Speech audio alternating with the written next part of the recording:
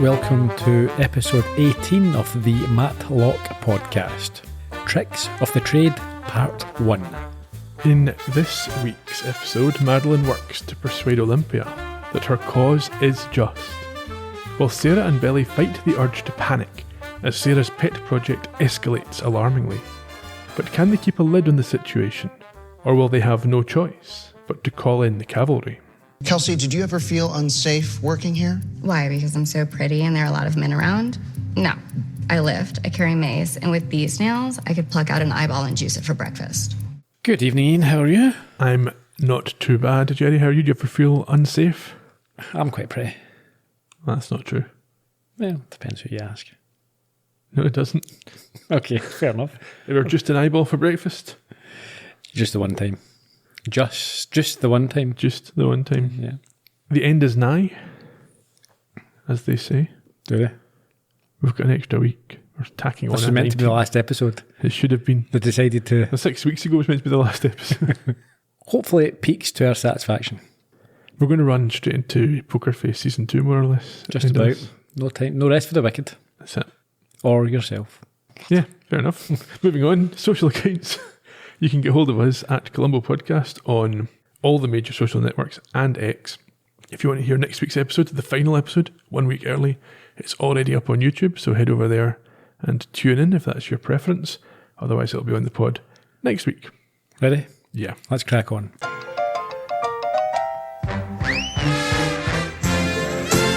In this week's recap, we are reminded about Madeline's primary mission, about Sarah taking a case unilaterally, the partner race, Olympia's criticism from the board of partners, Julian's explanation for the brownstone deposit, the Reddit post, and Madeline accusing Julian to Olympia, as well as Madeline and Olympia's shock arrival at the mansion at the end of last week's show. You can only imagine the fear, certainly the disbelief, that Olympia is feeling as she looks around the war room, the serial killer room, seeing pictures of herself, Julian and Senior on the board. This is, Alan Partridge stuff. Yes, especially the terrible photo of Olympia that she's used. Yes. I presume that's from the Jacobson Moore website. It must be. She cuts off Madeline with a stare when she again tries to justify her abhorrent behaviour and her insistence that their friendship was genuine. Yeah, maybe. I don't think it really matters whether it was genuine or not from her point of view, because Olympia didn't have the opportunity to make a genuine connection when she was being lied to. Precisely. Madeline also tries to remind her of her own description of Jacobson Moor. Yes, a viper's nest. But Olympia believes correctly that she is now looking at the snake.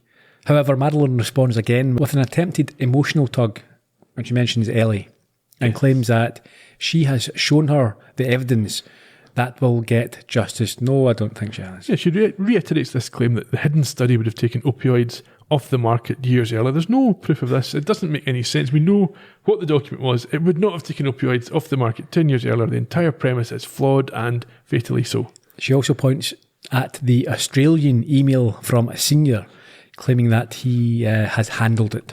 We get a Colombo reference at this point? We do. What does Olympia say? Mystery solved, Colombo. Yeah, it didn't need to be repeated, I suppose. But no, well. Madeline agrees that Senior was probably the one behind the decision to get rid of the document. And I also think that Madeline is unreasonably fixated on Julian.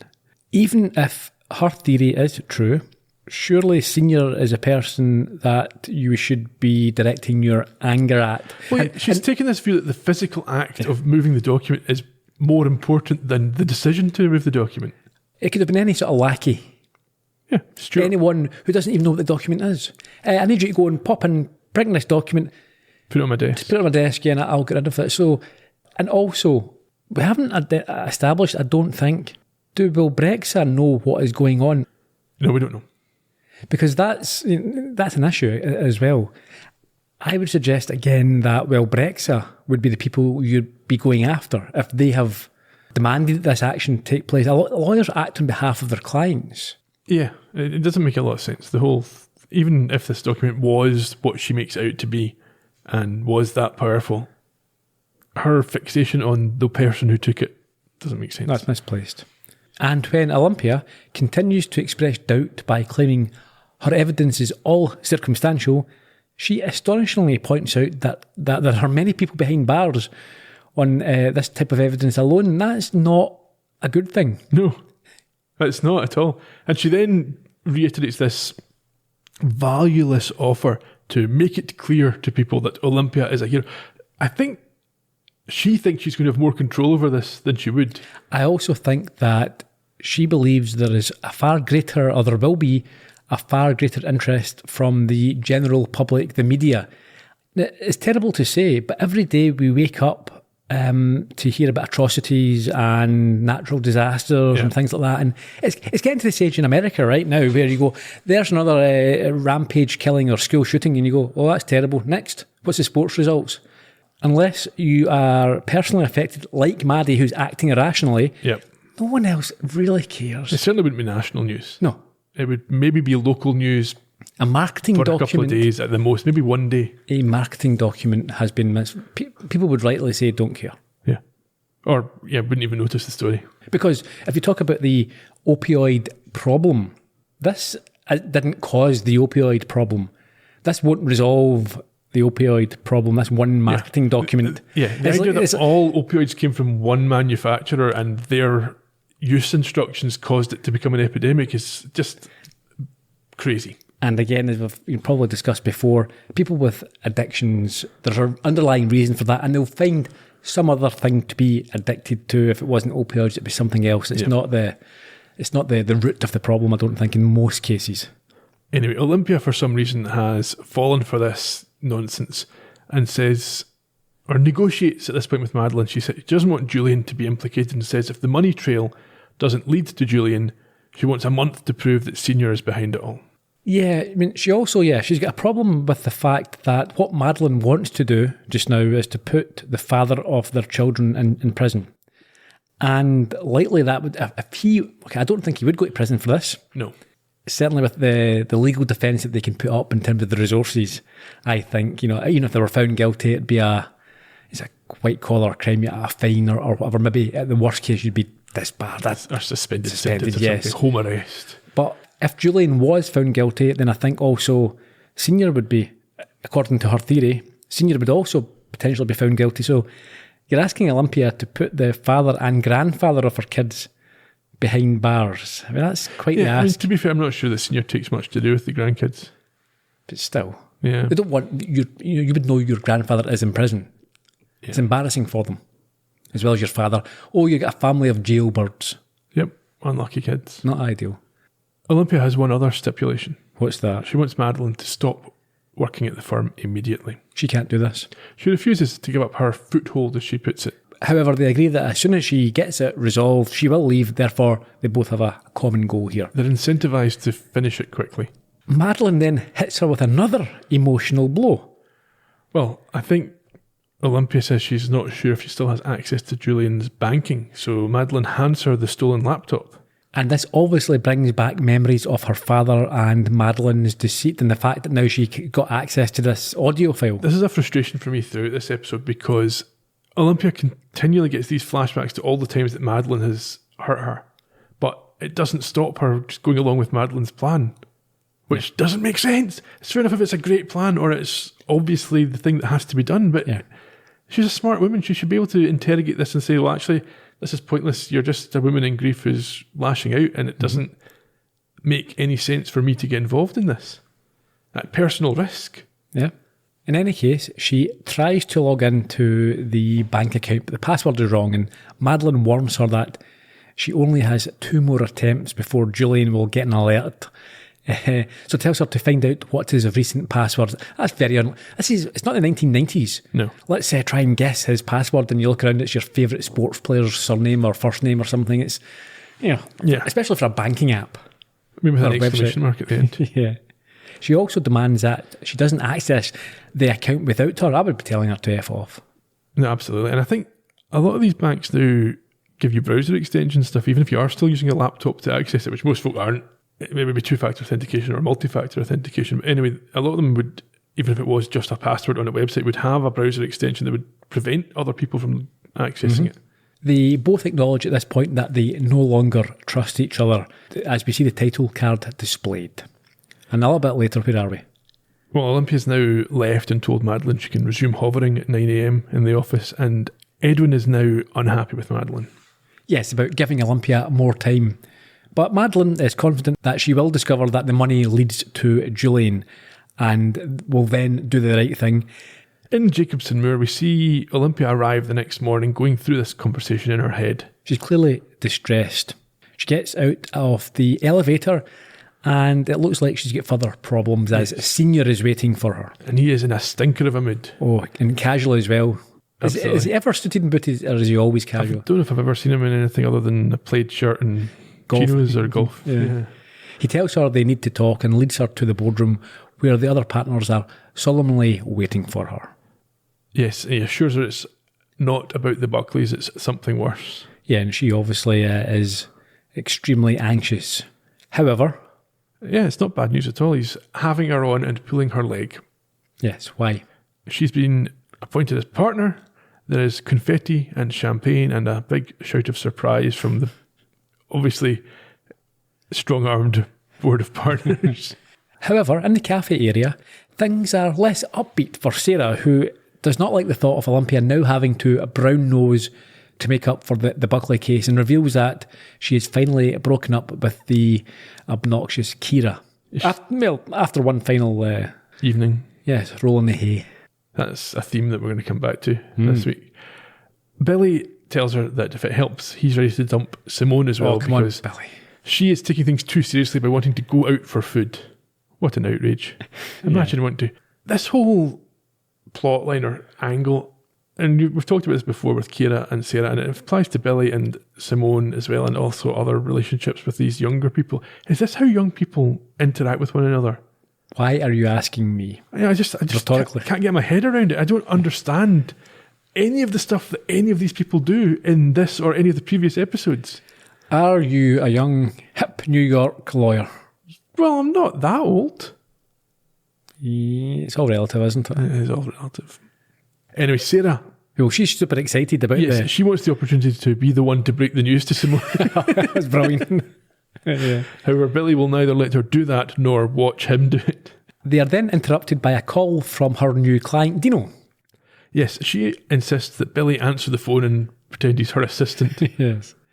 However, when she takes the call herself, it's obvious that something has went badly wrong. Meanwhile, Billy moves on to the corridor area where he meets Simone, who has a cross home for him, having been rebuffed in her efforts to have an evening meal the night before. And proceeds to make the woeful decision of dumping her, as he wants nothing more than closet fumblings. Yeah, she tries to talk him out of it and suggests that maybe Sarah's poisoning the well, but is furious to learn that it was not Sarah but Billy who betrayed her. Yes, he was the one who snooped and found out about Julian's new AI client, which got her kicked off the case. I think that puts the final nail in whatever relationship they had left. Yes, she is now an enemy of both of them. However, he is now interrupted from trying to justify himself by several calls from Sarah and answers after Simone leaves in disgust to hear her in a frantic state. Yes, he tells her he will be right there. And meanwhile, we head back to the boardroom. Well, yeah, but before we do, I quite enjoyed this. So Simone has walked out. Yes. And Billy obviously gets this call and rushes by her to the elevator to go and see Sarah. But she's walking. She must assume that he's changed his mind and he's trying to catch up with her to apologise. Yeah. But no, he just ignores her, speed walks past her into the elevator. Yeah, so the boardroom, surrounded by confetti and 9 a.m. champagne, Elijah explains that the board wanted to fire her after the Buckley incident before inviting Senior to reveal more. I'll let him tell you. Oh, the look on your face when you walked in. Oh. Had Joni video it. Gonna make my first meme. Oh. So, what changed? Because 2 nights ago you unloaded on me, and I hadn't heard some of those words before. Colorful language, I think they call it. An HR violation. They call it that, too. Oh, threatening me with a complaint on the day you made partner? That's why you got the job, kid. Oh, you want someone that holds you accountable? I want someone who isn't afraid to swim upstream, break a few rules. What kind of rules? Oh, those within the legal limit, which you do well because you're an excellent lawyer.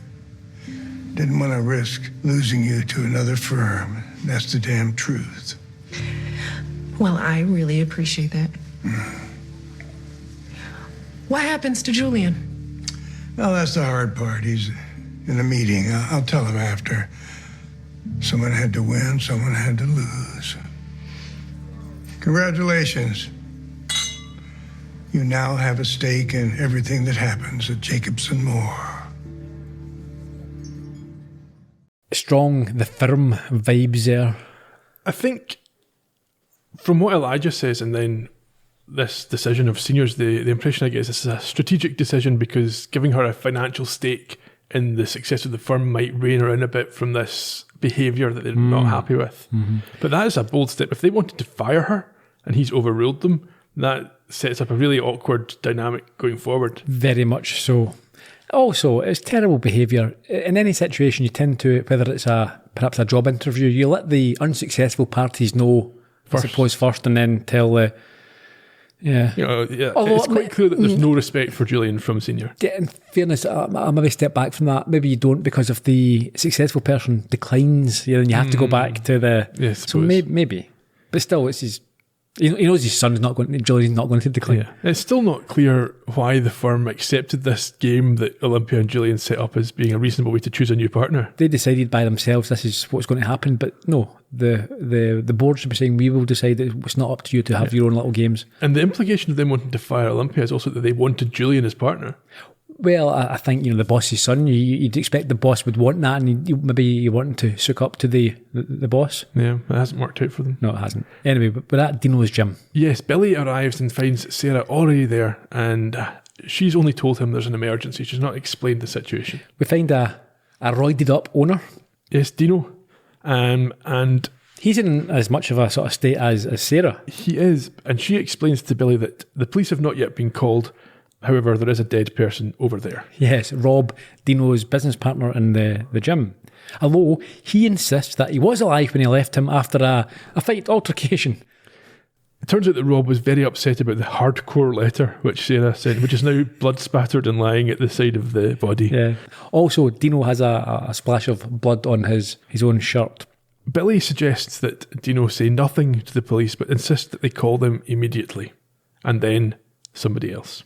Yeah, so we're in Olympia's office and we see her dismiss his call. So, yeah, Sarah has asked him to do it and he's agreed for some reason.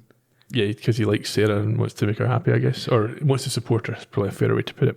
Madeline is standing over Olympia, watching her get the password wrong for the third time and says that she will need to get it in another way. So I thought she said earlier a warning would be sent. Yeah, so Julian maybe finds out of this, but he doesn't mention it. No, it does enter, however. He does, and he asks Madeline to give him some time with Olympia, which she is not keen to do. No, there's a little bit of power play going on. I think we see that throughout the episode where, because of the situation being covert, they can't explicitly tell each other what to do or what not to do. That's it. They have to maintain this. Yes. Olympia tells Madeline not to wait outside but in her own office, and she'll come and get her later on. Julian magnanimously congratulates her on her win, even though he hasn't been officially told, but jokes about working it out from the confetti trail, as he knows that's Senior's MO. He also admits that he's avoiding his father and that he has also noticed other people avoiding him. Yeah. She rejects Billy's call another time and commiserates with her ex as they hug, and she spots Madeline staring at them. So she decides that she can wait, or she'll make her wait, and takes him for a coffee to, I suppose, show to Madeline that she won't be bullied. She's trying to maintain the power in this dynamic. In her office now, Madeline takes a call from a frazzled Billy. Yeah, she is surprised to hear a siren in the background and the urgency in his voice, which gets more panicky as Rob's widow bursts in and screams in Dino's face that he finally killed him as she follows the body whilst it's being removed. I initially thought it's probably her that's killed him. You think? Well, that's what I thought, yeah, because there's always some sort of... twist, yeah. Oh yeah, because we assume the folk that are represented by Jacobson Moore are never the ones responsible for anything, unless it's seniors clients. The police officer, or one of the police officers there, wants to talk to Dino. I thought this was a police officer, but I don't think it is. This is the DA. What's he doing there? Don't know, but I think it is. Is this the guy that shows up in court? Yes. Oh, okay. Yeah, because the reason I noticed was that I went to do some notes and I couldn't find a detective or a police officer. And I looked at the picture and it's actually DA. Dooley, I think his name is, or Dewey. It's assistant DA, Dewey. Okay. He's the same rank as Park then? Yes. Okay, anyway, Sarah still advises that Dino doesn't say anything, at which point this guy, the DA or ADA, reads the letter to Rob. Initially, he's not ready to arrest Dino, but... Yeah, for some reason, it's a strange one. You would definitely arrest... I mean, arrest doesn't mean charge. Yeah. It doesn't mean prosecute. No, and he's admitted to be... Oh, he hasn't admitted to being in an altercation yet. So no, yeah. But... He's got blood in his shirt. Blood in his shirt. He was there. You bring this person in for questioning. You would think. Yeah. And he also sneers at Sarah when she claims that the blood on the edge of the ring was caused by Rob bonking his head when he slipped. That's so he's obviously laughing. Phraseology from law school, yeah. Yes. He, at this point, finds the cease and desist letter that Rob had brought with him. Yes, even he thinks it sounds harsh, and is evidence that the situation was more serious than what Dino claimed, and decides now is the time to cuff and arrest him. Yes, this is a motive, so let's go. Billy himself is struggling almost as much as Sarah, but all he can do is tell Madeline to get Olympia and meet them at the criminal court. The criminal court? Surely you take someone to the station, you question them for hours. I've got a note on this later on. Everything in this show goes at a weird speed. It's like they've gone from the incident was this morning to now you're in court on trial for this afternoon. Yeah, I don't mind if that is the style that they cut out segments, but you don't have to mention it. You don't say, meet me at the court, because you wouldn't. He'll be taken into the station, into the cell, into the interview room. A lawyer will be appointed at that, or a lawyer will be present at that point. If the lawyer isn't present, then he'll be given a beating, as that, that's what happens. Yes, there'll be a decision made whether to charge him or not. Yeah, and then he'll be taken at some point in the future. You don't just turn up at the court. Got another one, judge. Unless this is him being arrested and charged, which doesn't make a lot of sense because it's too early. He's not gathered enough information. You won't charge him, no. Anyway, we do fast forward to the court where Olympia is not best pleased with Sarah. No, they walk and talk as Sarah discovers that she has made partner but is not happy about her taking this case and could fire her. Absolutely, she could. She wants to hand it off to the public defender and then decide Sarah's fate. She storms off, and neither Billy nor Madeline can pretend that it's not a bad situation for her, and insists that she needs to apologise. So she heads into the courtroom. Yes, meanwhile, Billy explains to Madeline that Sarah's been spiralling since he got Audrey's case. I think over this episode, it's well done. You see Madeline start to see the implication, the ramifications of her behaviour. Yeah, the trail of destruction that she's left behind her. Well, we saw it last week as well, didn't we? We did a bit last week. With Olympia having her paranoid breakdown, and now she's seeing it. Yeah, she realises that it's not games here. Well, I mean, you say she realises, she sees it all and it makes no difference to her. She becomes almost sociopathic, I think, in this episode. She's so far, I mean, what does she want? What's she going to do now? She's so far in, you can't pull the plug. I mean, the damage has literally been done. But there's almost no point at this stage in making her see what she's done because it doesn't matter. Mm. It doesn't matter to her. It doesn't change anything. What we wanted, what we've been talking about wanting to see happen is her realising that she shouldn't be pursuing this and letting it go. Like I say, as long as at the very least she has to realise, and she is realising. I'm not sure that it makes any difference to her. I think she's now worked herself into a position where she is so convinced that she is right and that it's justified to do what she's done that all of these consequences are considered worth it to her. Well, yeah, but I suppose that's where we disagree. I think she just, as I said, she finds herself, perhaps have she known up front, she may not have made these decisions, but she thinks, well, it's done now, and we're almost at the end. We'll talk about it more because there's more things that come up during this episode. Okay, so we're in the court now. In front of the judge, Olympia requests the case be transferred to the public defender, but he is as confused as Dino and asks where the judge, yes, Sarah Franklin is. Yes, she's held herself out at the scene of the crime as the attorney for the accused, and the judge is going to make them stick to that. Yeah, we see her sort of very timidly raise her hand. She's now realising that she's in far too deep. I think the point that the judge makes is that they work for a very expensive and wealthy law firm, and that they're not going to add to the public defender's workload by making them take on this case instead. Yeah, it's quite this whole the cease and desist letter. So even the judge points to the acerbic letter. We never see what's written in this letter. No, and also the fact that she handed over her card. Yes, I presume to the cops or the DA. Yeah.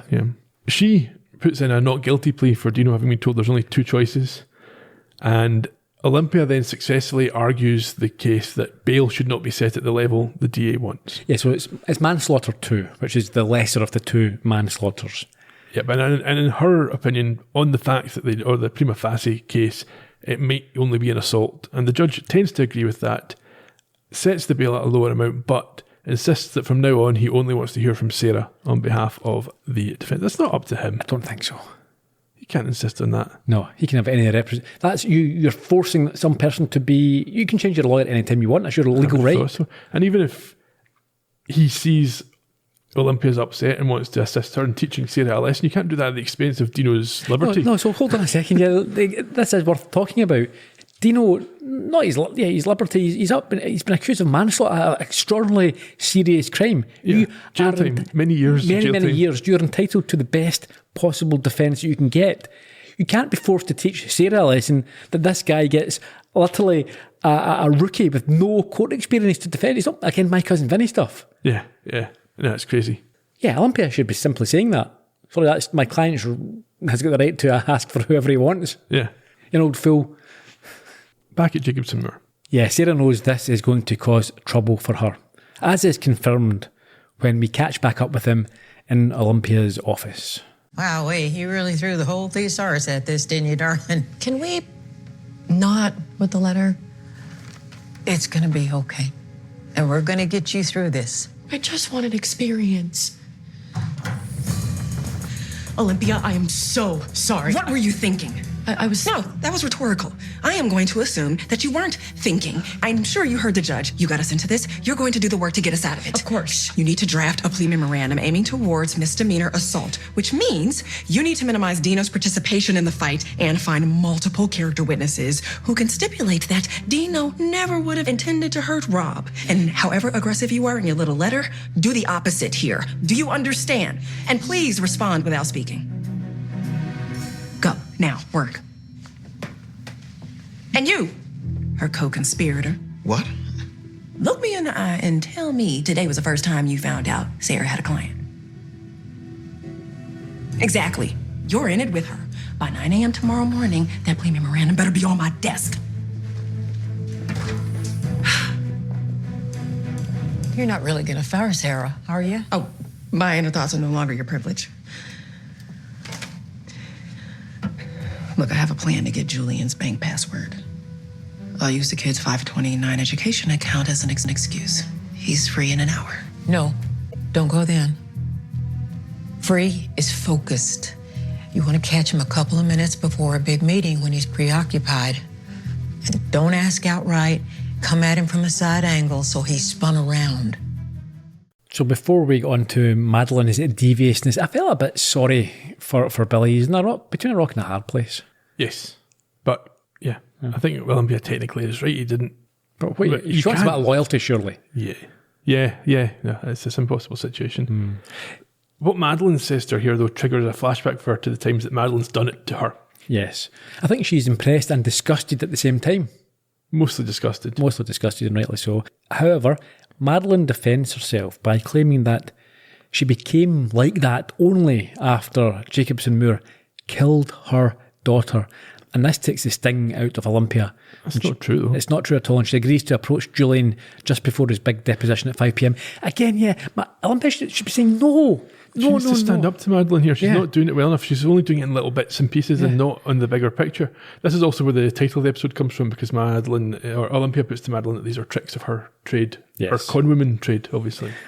She also asks for other suggestions, and Madeline tells her to aim where he is really tender.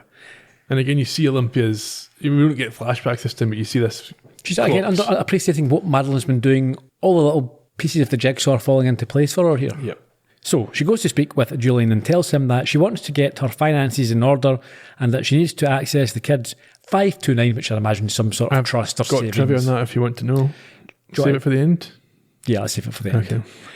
And also does a piece of Madeline manipulation by telling him that Senior is an ass, but that he is a really great son. With a terrible father, which causes Julian to break down and cry. Yeah, it's emotional puppetry, I've noted. Basically the same as Madeline was doing. Yeah. So he decides not to attend the deposition, as he shouldn't be working late for a guy on the day that he knocked him back for a job that he made him want in the first place. He whimpers and apologises for getting emotional, but admits that he needed to hear her say what she did. And we can see that Olympia is vitally uncomfortable with this reaction to her manipulation. It's the fact that she was manipulating, there's also the fact that, you know, there's a place and a time for emotional vulnerability, and he's taking it too far, and this is very sort of unmanly behaviour. Yeah. He continues and opens up about chasing the approval of a man who will never give it. And when Olympia notes that it is understandable as he is family, what does Julian say? He says when he thinks of family, he thinks of his ex-wife and the kids. That's a bit awkward. Weird. Yeah. So yeah, they're both a bit... Yeah. He then does check the banking and finds that she's right. She is off the 529, so she's approaching with an angle that makes sense. He's going to deal with this.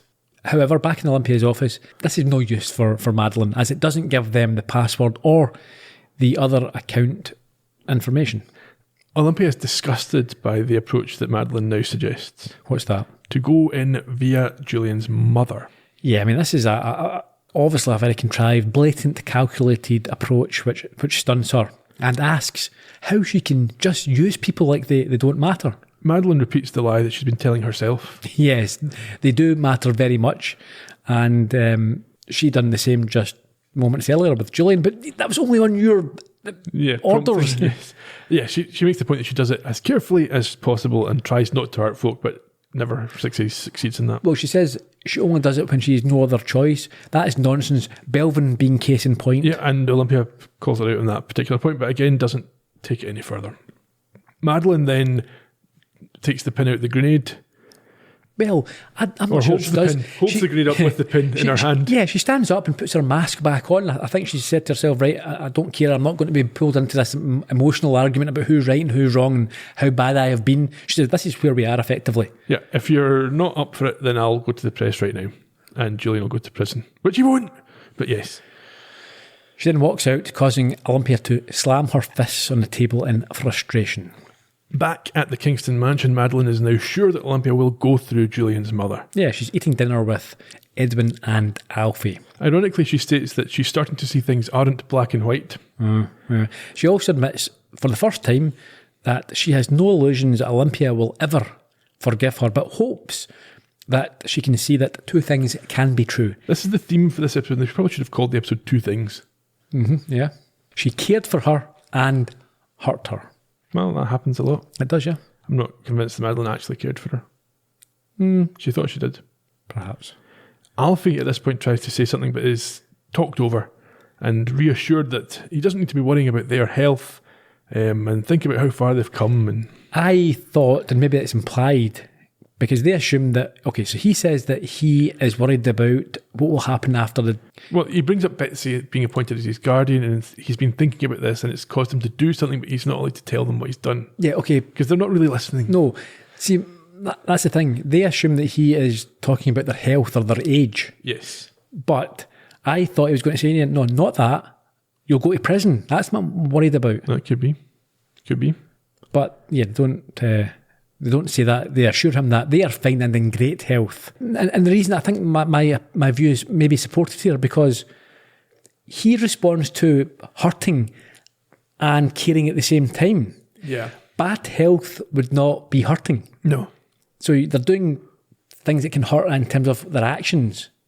But I'm not even sure he's specifically reacting to this. I think he has something on his chest that he wants to get off, and they're not letting him talk. But anyway, after this brief montage of their journey, Edwin upsets everybody. How?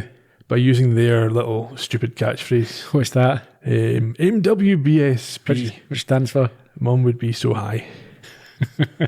He is shot down because this is their thing, Madeline and Alfie. However, what the kid has said has made them think, and it is brought up later that night in bed. Did you believe Alfie when he said he felt better? Oh, not even a little bit. But I know why he's worried. We are old. Well, stop sweet-talking me, baby. You're not getting laid tonight. We'll get full physicals back in San Francisco. Oh, I talked to Sandy today. Terrific. Who's Sandy? Our realtor. We got to talk about putting this house on the market.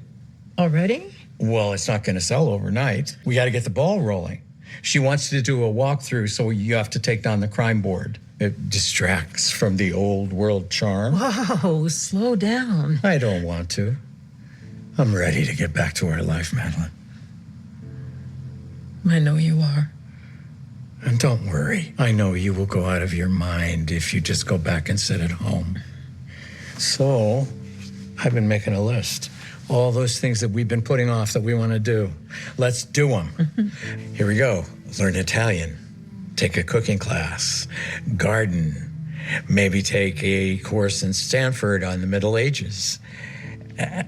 Okay, no course in the Middle Ages. So whatever else you're interested in.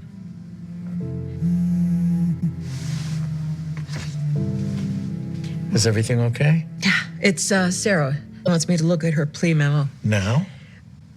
I'm the reason she's in this mess, Edwin. I took her first case away from her and gave it to Billy so I wouldn't get caught. So I have to help her recover. Right. Well, at least you're almost done. And we can see from the look in Madeline's face that she's not convinced she is almost done, but we will chat about that. I don't think she wants to learn Italian either. Nah, these are also activities you can do as well as work. Yeah. Learning Italian, I don't think it's a full-time occupation. No. Interesting as well that they mentioned the house, and we've discussed this before. I have no idea why they needed to buy such a huge mansion. Firstly, how they can afford it. Again, we've discussed that. They've got a permanent full-time driver. They bought this massive... Yeah, they're not getting a mortgage at their age. They've bought this for this project. It's crazy. They must have some kind of unimaginable wealth. I mean, how come no one knows who they are? But even if they had, bearing in mind they're doing sort of deep role-playing or undercover. Yeah, why have they... Just buy a suburban house, a 3-bedroom somewhere that's more... Yeah, you don't need this. Unnecessary. And one of the reasons that they're going to get... Or one of the reasons they got found out. Yeah. I think, did you mention the flashbacks here and Madeline saying that she's... remembering that she didn't do litigation because Greg did litigation and all this sort of stuff. Well, no, we didn't mention that. So he chats away after in the clip we heard there, and she starts to stare into the distance. And it's clear from her face when she gets up from bed that she will in no way be satisfied giving up what she is doing. She's not living in the real world if she thinks she's going to be allowed to practice law after what she's done. No, but I think this, in fairness, is another explanation as to her drive. Oh, she's actually enjoying herself. She, as we've discussed, perhaps this journey is more important than the destination, or she's got to discover that. So she is, yes, it's not just, we see she is enjoying herself for certain aspects. This is why it's so frustrating, the way that they've recentered the document in this final episode, the final few episodes, when everything was set up for her to go on this journey and discover that it's not what was important. Forget about it and move on. And unfortunately, my hopes on that side, I think, have been dashed. Oh, well, there's still an episode to go. Well, we'll see. So, yeah, I think those flashbacks that you talked about, she's went through to her study. Yes. And she looks at her own profile on the Jacobson Moore website. And you can see, this is what she wants to do. Yeah, she's got this passion for it. But like I said, I don't think she'll be allowed to. Well, maybe she'll, if she gets away with it all. If she gets away with it all, but that seems unlikely. Surely. She'll have to kill Olympia. Yeah, at least. Anyway, she stands after looking at her profile, what she's achieved, what she's thought about, her successes, and I think she goes and she picks up some documents that she's printed off for Sarah. Talking of who? These are being read out by Billy, as a nervous Sarah looks on but assumes that they contain no mistakes, as Madeline proofread them the previous night and apologises for getting him involved in this mess. She wants this brief to be perfect so that Olympia will forgive her, but Billy seems to agree when she says that she's getting fired. He's distracted by a text from whom? Who? It's Claudia. Who has been calling Apparently she can smell it when he is single. But she dumped him. Yeah, but still, doesn't matter. This is one of the things I don't understand. She did not want to get engaged to him or be with him in any way. She called off a long-term relationship with him. Yep.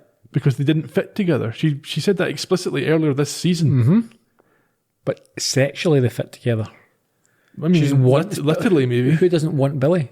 She's using him. It's like a square peg in it. No. Nope. Nah. Anyway, this is one of the things that this behaviour I don't get. What's he doing? I don't know. But he was dumped, so he's still attracted. He didn't do dumping. Yeah, but he came to the conclusion he didn't want to be with her after he thought it through. And well, yeah, but when it's put on a plate, and he's got Simone in the closet. He's got Claudia. He's doing a fair amount of exactly. Fair play him. Fair play, Billy. I mean, I'd be going down the Simone route myself, but he's not. He's going down both routes. Or up both routes, you should say. Anyhow, he sheepishly admits that they have been hooking up when they both felt, inverted commas, nostalgic at the same time. Yeah, Billy, come into my place. I'm feeling really nostalgic. Are you now? Yeah. Sarah is shocked that when her career is on the line, he's thinking about his ex. And calls him a weak creature. She does. But he reminds her about the position that she has put him in and promises not to call Claudia back. Sarah's ready for the hot summer of Billy, but not yet. She's mostly concerned about her job. He's also concerned about his job. However, he is convinced that Olympia will love this memo because it is good. In fact, Olympia only wants one revision, although this seems more performative than actually critical. She likes it overall. Madeline, however, comes in with good news. What's that? Rob did not die from the head wound. How did he die? His appendix burst. Ah, well. And Sarah has lucked out, as Olympia puts She it. nearly collapses with relief, and Olympia tells her that, as you say, she got lucky this time, but has to be reminded not to get carried away when she answers a call from Assistant District Attorney Dewey. Yes, she is, however, a bit cocky on this call. Yeah, she reverts to type by claiming that she's with her team at the moment. She assumes that he is calling to dismiss the charges, but things start to go wrong when he tells her to check her email. This doesn't make sense to me. Someone like Sarah would 100% have their emails on their phone and be aware immediately when an email came in about this case. Yeah, maybe it's on silent at the moment because she was meeting She's holding her... well, I don't know. Okay, maybe. However, footage that they have, we should mention Tina, the widow of Rob, had set up cameras because of the aggro that was going on. The footage shows a punch from Dino to the appendix. This is tenuous. Now, this is why, again, I thought, oh yeah, she looks like she's the guilty party. Unless she's setting it up. This looks like a setup. Maybe she was, she engineered it in some way. Because she put cameras in, really? Yeah.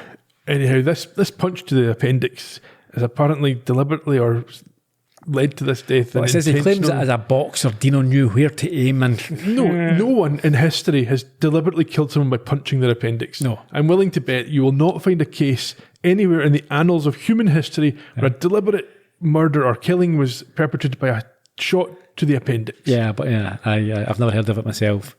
And therefore, you go to boxing, do they teach you how to punch the appendix? The well-known appendix shot. To the appendix, yes. And apparently, his motive was that he would get the gym. Yes, the paperwork shows that he now inherits the entire gym on the death of Rob.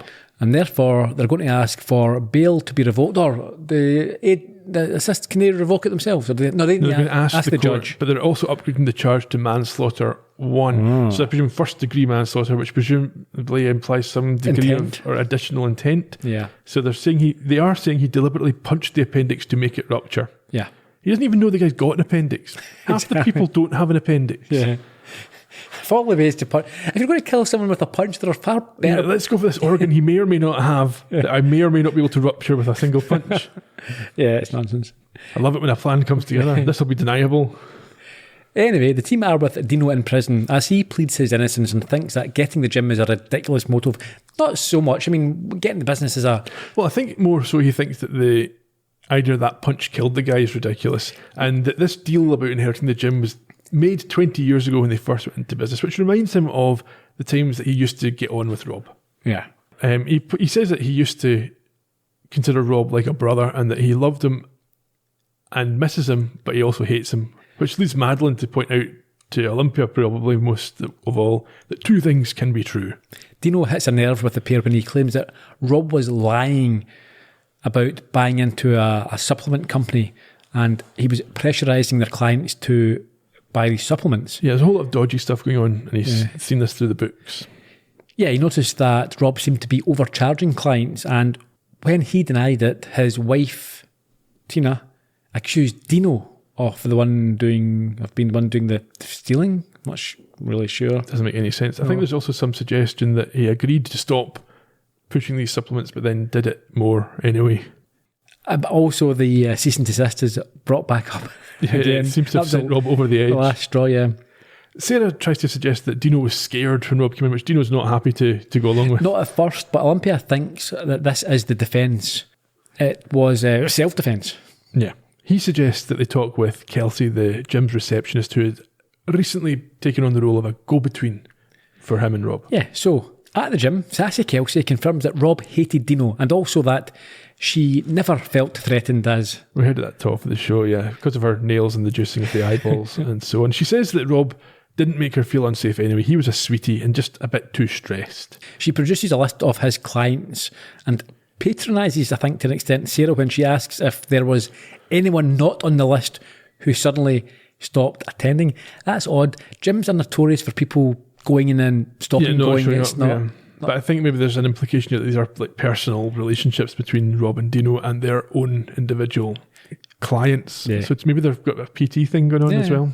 Anyway, who's this person? Kevin Miglovich. Okay. Not in this episode. Nope. But before she can hand over the details, Tina, Rob's widow, arrives, having been given the heads up by Kelsey herself. Yes, because she wants to pick up some of Rob's stuff and Kelsey wants it to happen when the lawyers are there so she doesn't get into any trouble for anything. She's understandably not happy with them because they're representing her husband's apparent killer, and mentions that the cease and desist made him physically sick. Every time it's mentioned, this is like an appendix punch to Sarah, isn't it? Kelsey at this point brings out a box of stuff which is heavy because it includes dumbbells, I think. Oh yeah. You can keep them, that's okay. However, Sarah won't allow Tina to also take some papers because they are now Dino's. Yes, and evidence. And so Billy shows her out. Yes. At the Kingston mansion, we get a very short scene where Alfie claims he's doing homework and Madeline thinks Olympia is doing it. Yeah. Now, if you walked in on a teenage boy who quickly closes his laptop over, what would you think? I'd think I'm not asking any more questions. Yeah. Leave him to it. Okay. Julian's mother is going to arrive soon and Olympia is going to get some answers. And when I say soon, I mean now. Yeah. What's her name? Leela. She arrives and is pleased that Olympia has reached out, and they're aligned on their opinions of Senior being a bit of a dick with too much control via his wealth over everyone that he knows. It turns out that Olympia is going to keep showing up to family events for the benefit of the kids, and that Leela will get to see her because they're the only ones that have time for one another at these events. She also knows that Julian will be hurt because of the partnered race defeat, and tells Olympia that she herself spent much of her life trying to protect him from his own father. Olympia praises her for instilling some moral values in Julian, but she says she's a hypocrite because she lives in a fancy apartment that Senior's money is paid for. Yeah, which is fair enough, but she does wish that she had got him out of his life sooner and whisked him off to somewhere like where. She's a bit skittish, I think, and at this point she kind of hesitates and mentions Narnia and looks a bit confused almost, or hesitant maybe. Yeah, I mean, I think it's important that Olympia cannot be 100% sure of what she's saying. She says anywhere that Senior couldn't hold money over their heads would have been better. Yeah. And we see that this is now a decision that Julian himself is making as Senior enters his office to finally talk to him about the partner race. A hard guy to get a hold of. No, just avoiding you. I assume you've heard. That I was passed over for a partner and that you personally made the call? Yeah. Should have told me on Family Day. Your bunny costume. You're upset.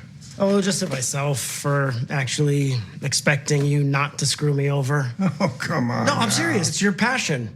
Maybe because you resent the fact that I grew up with your money. Maybe because you hate my mom. Let me know when you're through. I'm through. We're through. Because I didn't choose you? Because you never will.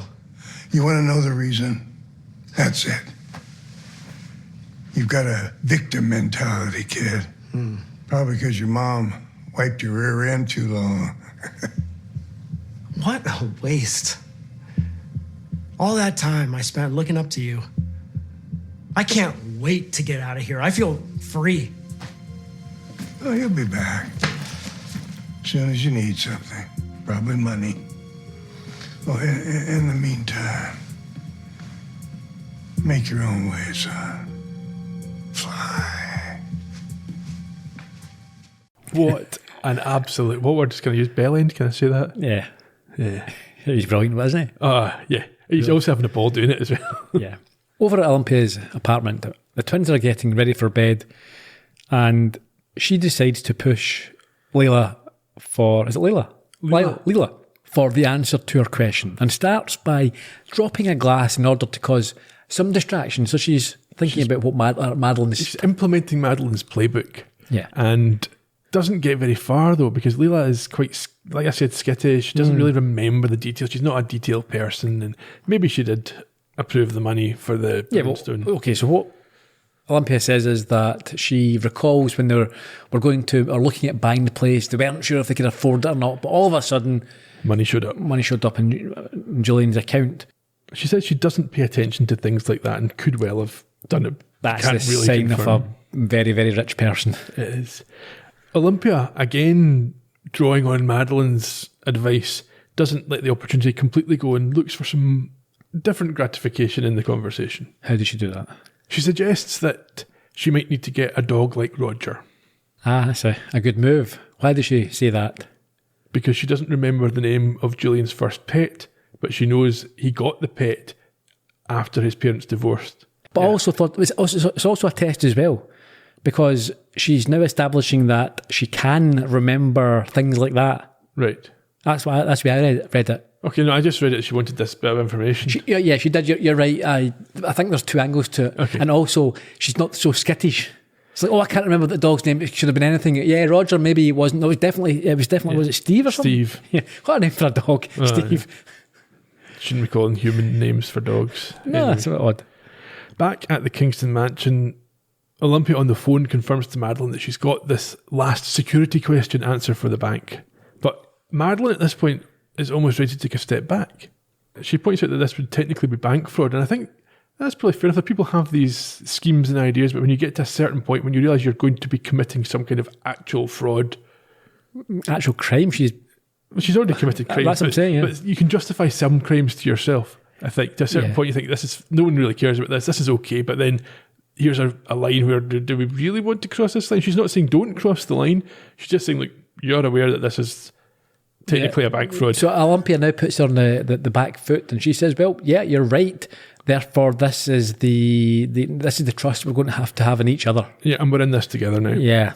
Mutually assured destruction. That's how they learn to trust one another.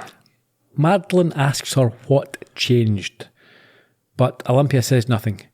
She is simply protecting her kids in hopes that their father is not a bad man. But she's accepting the premise, though, that if he did this, it would make him a bad man. I don't think it would, because we've heard there, Julian has got emotional problems. He's got daddy issues.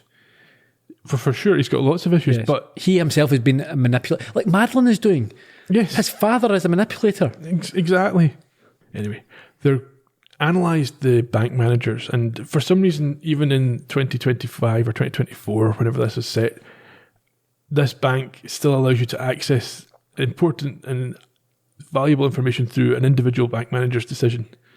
Yeah, but I think it's one of these banks where you do have that personal touch. It's not a high street chain. It's one of these posh banks where you... Service. Yes. Yeah, okay.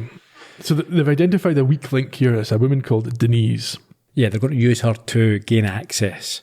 After coming off the call, Madeline shouts Edwin and Alfie through, and she doesn't know how, but Olympia is on there, so she's overreacting. Yeah. On their side, apparently. She's going to help bring it home. Yeah, well, I mean, I suppose she has said that she will find out about Julian and the and Madeline's convinced that's going to be the connection. So yeah, we should stop here, I think, for this week. Yeah, I think this is a sensible time to do so. We'll save final judgment for next week, but I don't think I like where this is going. Well, I'm assuming they're hoping for maybe a bit of a twist is too much to hope for. Bearing in mind we've had the twist. Bearing in mind there's a season 2, you can't necessarily. They're certainly not setting up the season 2 that we were hoping for a couple of weeks ago. Well, listen, let's. We've got an episode to go, so let's wait and see. Yeah. Sarah has no luck. Why not? I just feel really bad for Sarah.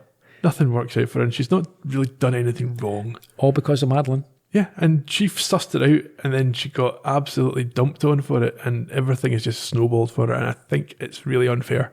Yeah. There's no justice for Sarah. No. I hope she gets some. Yes. But I don't think she will. No. How do you feel about the Billy Simone breakup? Who's the real villain of the piece? I just think Billy's an idiot. Yeah, he's been cheating on her anyway. Yeah. Or not seeing it as a serious enough relationship to not see other people. Anyway, the main case in this episode concerned Sarah's client, Dino, who initially required a cease and desist be issued to his business partner, Rob. Matters escalated when Rob died following a fight between the pair, and when prosecutors uncovered an apparent motive, the wheels of justice began to turn swiftly, but not swiftly enough to provide a resolution before next week's show. Okay, production information. 17th of April 2025 was the original air date, and we have returning directors and writers in Kat Coiro, Michelle LaBelle and Nikki Renna. The cast. Dino was played by Big Dino. Roy Dino was played by David Fumero. Born in Havana on the 29th of December 1972. He has appeared in 575 episodes of One Life to Live. Don't know what that is. Is that a soap? Yeah. Must be at that number of episodes. Of course. Also Power, SWAT, LA's Finest, and Brooklyn Nine-Nine. And there might be a reason why, because he is married to the actress Melissa Fumero, who is one of the stars in that show. Oh. He is an ex-Marine, and this might be quite interesting. Apparently, the main character in the video game Assassin's Creed was modelled on him. Physically or emotionally? I think physically, in Dino's case. Leela was played by Wendy McKenna. Not the typical, perhaps Scottish or British spelling. Makkena. That sounds like a stage name, surely. Maybe. Born on the 4th of October 1958 in New York. She has appeared in Rabbit Hole, NCIS, The Mob Doctor, Numbers. So it's an image of her appearing out of a rabbit hole. Desperate Housewives, Listen Up, The Job, Judging Amy, NYPD Blue, Sister Act and Sister Act 2. She is a Juilliard-trained harpist and played Carnegie Hall aged 10. Wait, who was this? This was Leela. Leela.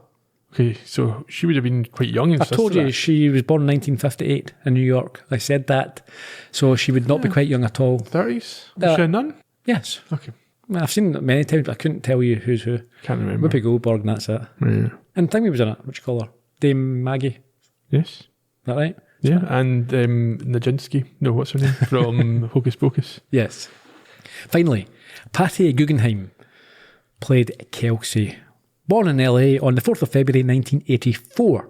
She appeared in She-Hulk, Attorney at Law, as did Kat Coiro was involved with. Yeah. Florida Girls, Twisted Metal, iCarly, Killing It, Reno 911 or 911, The Mike Tyson Mysteries, Supermansion, and Shaded.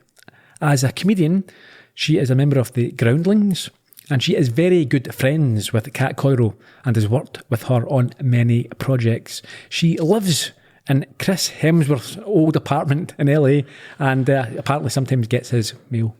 I just had to look into that Sister Act thing. Oh, yeah. Sister Mary Roberts, she's one of the main ones.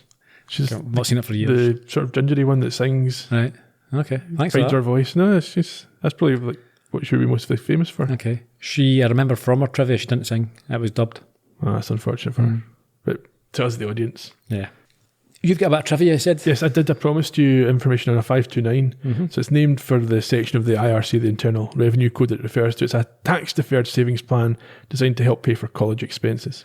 Okay. Maybe like a bit of a savings ISA or something. Tax benefits, I think, on it. Yeah. Okay. I have one piece of trivia. When she was looking up her own profile, I noticed obviously it was madeline.matlock@jacobsonmoore.com, and I thought, it'll definitely be bought. And it was. I was going to try and buy it if it wasn't, but obviously they're not that stupid. The domain is owned by CBS, and was purchased on the 3rd of June 2023. We could have pointed it to the podcast. That'd have been good, yeah. In fact, I'd have probably used the email address myself. Next week, what we got? Season 1 reaches a dramatic conclusion as Olympia investigates Julian's involvement in the document Scandal in Tricks of the Trade, Part 2. Until then, cheerio. Bye-bye.